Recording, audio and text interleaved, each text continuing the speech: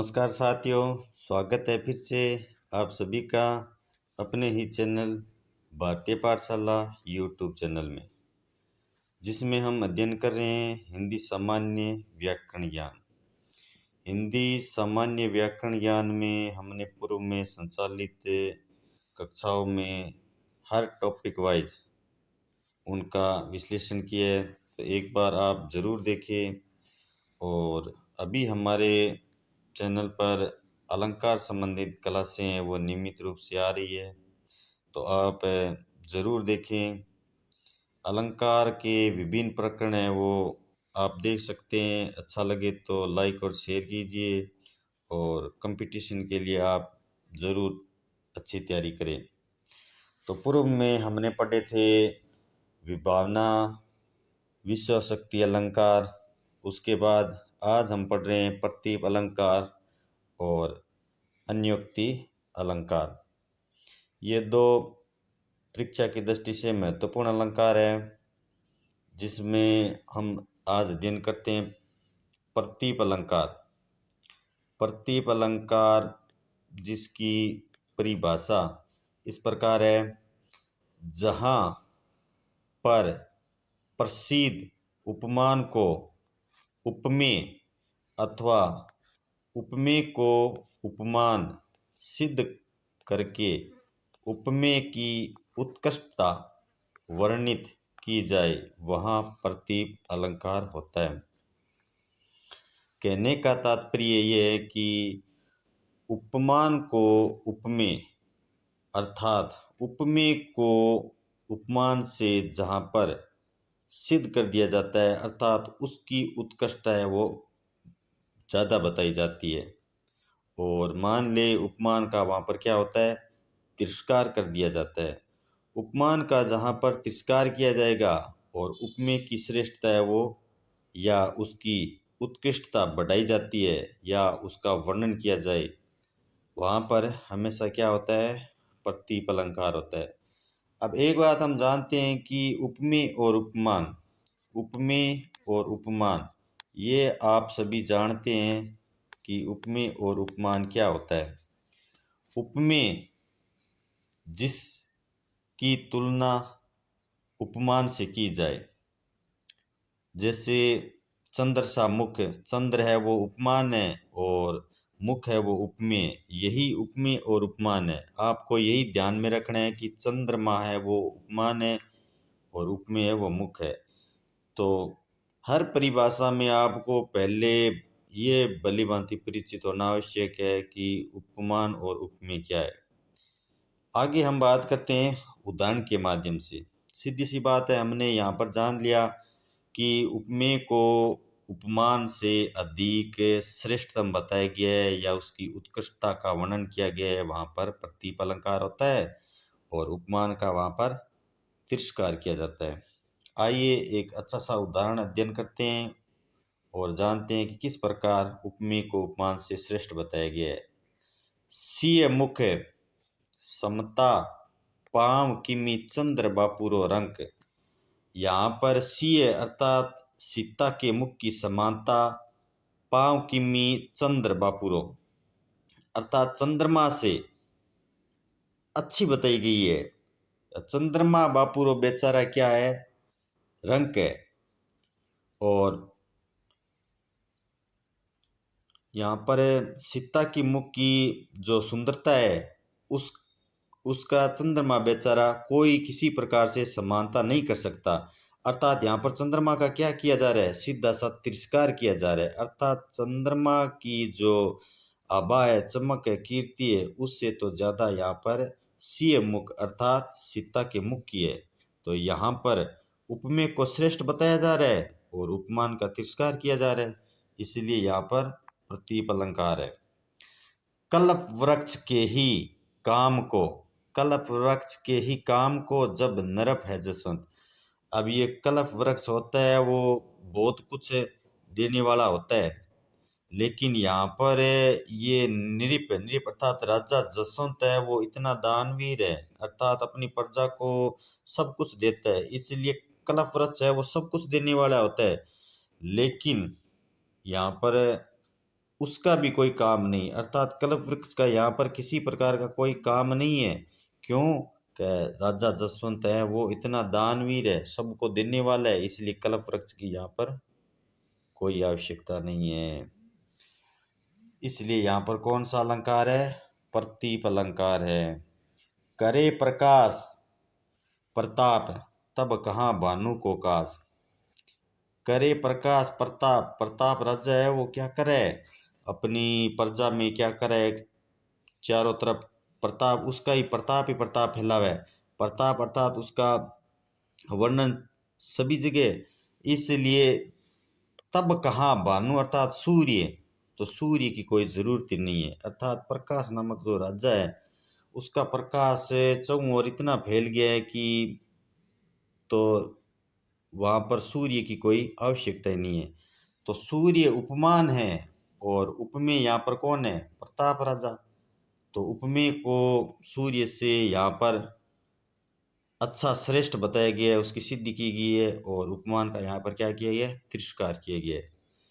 इसलिए यहाँ पर कौन सा अलंकार है? प्रतीप अलंकार है।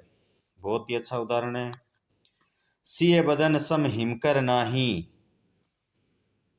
सिय बदन, बदन का अर्थ होता है मुख, जिसकी समानता, अर्थात सिय मुख की समानता हिमकर अर्थात जो चंद्रमा नहीं मतलब नहीं कर सकता। सीधी सी बात है, यहाँ उपमान है उसका तिरस्कार किया जा रहा है। और सिय बदन अर्थात मुख, सीता की मुख की समानता है वो चंद्रमा बिल्कुल भी नहीं कर सकता। अर्थात सीधी सी बात है कि चंद्रमा का यहाँ पर तिरस्कार किया जा रहा है। सिय बदन मुख और सीता के मुख जो उपमेय उससे, इसलिए उपमेय को यहाँ पर श्रेष्ठ साबित करके वर्णित किया जा रहा है और उपमान का तिरस्कार किया जा रहा है।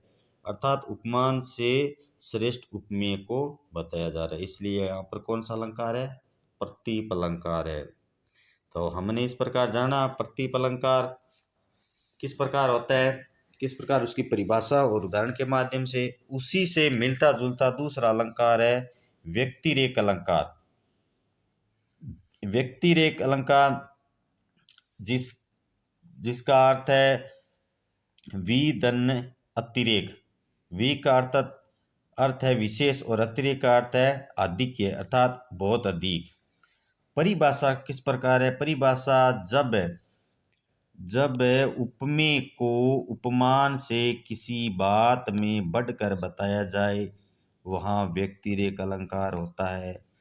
अब हम एक बार इनका भेद भी जान लेते हैं कि हमने अभी अध्ययन किया था अलंकार में, तो उसमें उपमेय को उपमान से बढ़कर बताया गया था, अर्थात तिरस्कार किया गया उपमान में। और यहाँ पर क्या है?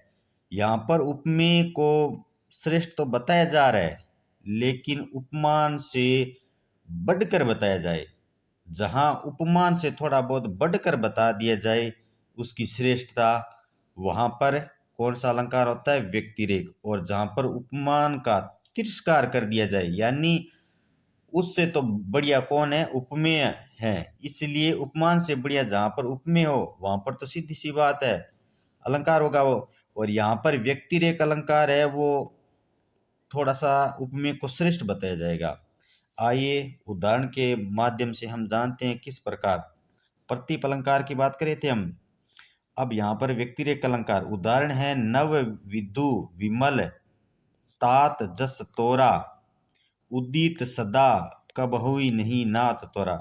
यहाँ पर भरत के जो श्रेष्ठता का वर्णन या उसके जस का यश का वर्णन करते हुए क्या कहा जा रहा है कि नव विदु विमल तात जस तोरा, क्या तुम्हारे तो चंद्रमा से भी तुम्हारा जो यश है ना वो भी बढ़ता हुआ है।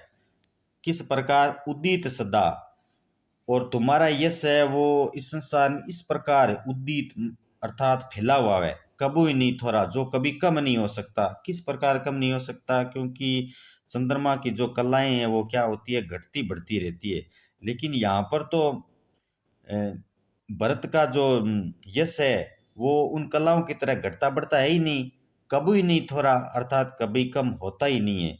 इसलिए यहाँ पर बढ़कर उपमेय को बताया गया है, उपमान से चंद्रमा से बढ़कर जो श्रेय है या उनका यश है भरत जी का, वो उपमान से ज्यादा बढ़कर बताया गया है। इसलिए यहाँ पर कौन सा अलंकार होगा? व्यक्तिरेक अलंकार। राधा मुख है चंद्रमा, कहते मति रंग। राधा का मुख है वो किस प्रकार है? चंद्रमा, चंद्रमा ही है। कहते मति रंग, उसमें विभिन्न रंगों की बात है वो अलग नहीं बताई गई है। निष्कलंक है ये सदा, इसमें किसी प्रकार का कोई कलंक नहीं, उसमें प्रकट कलंक।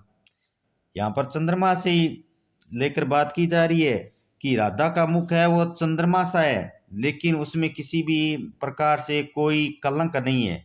अर्थात चंद्रमा में तो क्या हो सकता है? कलंक हो सकता है, लेकिन राधा के मुख में किसी प्रकार का कोई भी कलंक यहाँ पर प्रकट नहीं हो रहा है। और चंद्रमा में तो क्या है? वो तो कलंक है उसमें, अर्थात काले धब्बे है। और राधा के मुख में किसी प्रकार का कोई निष्कलंक बताया गया है। इसलिए यहाँ पर थोड़ा सा उपमान से बढ़कर उपमेय की प्रशंसा की जा रही है, या बढ़कर बताया जा रहा है कि किसी प्रकार का कोई कलंक नहीं है, चंद्रमा में तो कलंक है। इसलिए यहाँ पर कौन सा अलंकार होगा? व्यक्तिरेक अलंकार।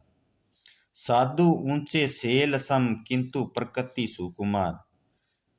साधु ऊंचे सेल, के साधु भी बहुत ऊंचे होते हैं, सेल सम, सेम अर्थात जो पत्थर पहाड़ होते हैं, किंतु प्रकृति सुकुमार। पहाड़ तो होते हैं वो क्या होते हैं? कठोर होते हैं, लेकिन साधु ऊंचे सेल के समान होते हैं, ऊंचे पहाड़ों की तरह होते हैं, लेकिन वो प्रकृति से क्या होते हैं? सुकुमार होते हैं, अर्थात कोमल हृदय वाले होते हैं। तो इस प्रकार यहाँ पर साधु को ऊंचे पहाड़ों के समान बताया गया है, लेकिन यहाँ पर जो उपमान है उनसे बढ़कर साधु की प्रशंसा की जा रही है कि वो प्रकृति के समान सुकुमार है, अर्थात कोमल है। तो इस प्रकार मुझे आशा है कि आपको इन अलंकारों के माध्यम से जरूर आपको ये जो भेद है व्यक्तिरेक और प्रतीप अलंकार का, कमेंट जरूर करना। अगर आप ऑनलाइन देख रहे हो तो अपनी उपस्थिति भी है वो कमेंट के दौरान ज़रूर कीजिए, ताकि अपनी जो क्लास है वो सुनिश्चित हो सके। जो भी भाई बंधु है देखने वाला है वो आगे ज़रूर शेयर करे। नियमित कक्षाओं के लिए आप फिर से इंतज़ार कीजिए, हम फिर से हाजिर होंगे एक अच्छी क्लास के साथ। तब तक मैं आपसे विदा लेता हूँ। थैंक यू, धन्यवाद।